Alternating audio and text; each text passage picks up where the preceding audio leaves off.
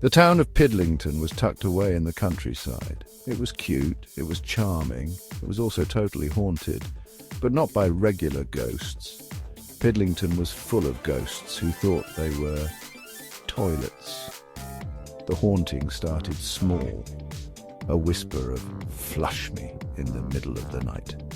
A cold breeze around your ankles like a phantom flush. Then things got strange. People walking home late swore they saw ghostly figures, white and shimmery, shaped like, well, toilets. Pidlington was officially the most unusually haunted town in England. The ghosts of Pidlington weren't your average spooks. They had a peculiar obsession that set them apart from the usual spectral crowd. They didn't moan, they gurgled, like water bubbling up from a hidden spring. They didn't rattle chains. They clanked like old pipes, echoing through the night. And they didn't just want to haunt, they wanted to, well, be sat on. Yes, you heard that right.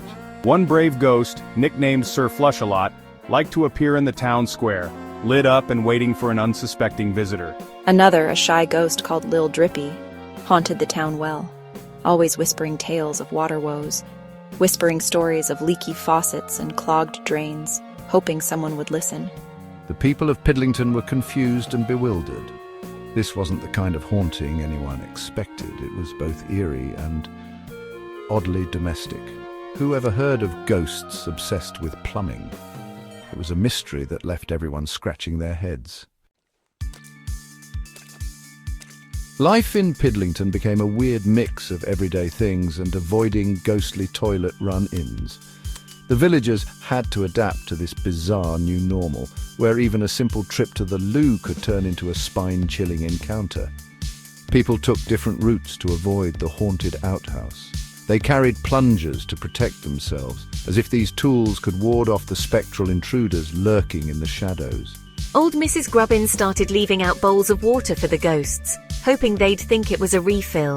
She believed that keeping the spirits hydrated might keep them at bay. Mr. Tibbles, the blacksmith, said he trapped a pesky ghost in his workshop with a leaky faucet. He claimed the constant dripping drove the spirit mad, making it easier to contain. The local vicar tried blessing the town, but it just made the ghosts gurgle louder, like they were flushing with happiness. His efforts seemed to amuse the spirits rather than banish them. Pidlington was under attack, not by monsters, but by the strangest haunting ever. The villagers had to find creative ways to coexist with their otherworldly guests, making every day an unusual adventure. One foggy night, the craziest thing happened in the quiet village of Pidlington. Sir Flush-a-Lot, feeling emboldened because the villagers were putting up with his antics, decided to take things up a notch. He appeared in the town square during the annual pie contest and attacked. Well, kind of attacked. It was more of a surprise sit-in.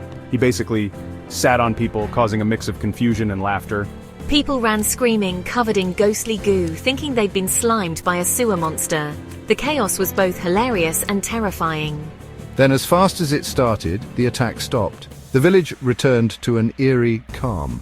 Sir Flush-a-Lot disappeared, leaving behind a faint smell of lavender and a confused silence that hung in the air. The villagers, getting up, looked at each other and started to grin. They couldn't believe what had just happened. Maybe living with toilet ghosts wasn't so bad. It was definitely funny. They began to see the humor in the bizarre situation, and that's when it hit them, harder than a strong bidet. The realization was almost too much to handle. They weren't dealing with ghosts at all. The truth was stranger than fiction. The town was built on the spot of an old, magical plumbing factory. The factory's remnants had a life of their own. The ghosts were just a weird side effect.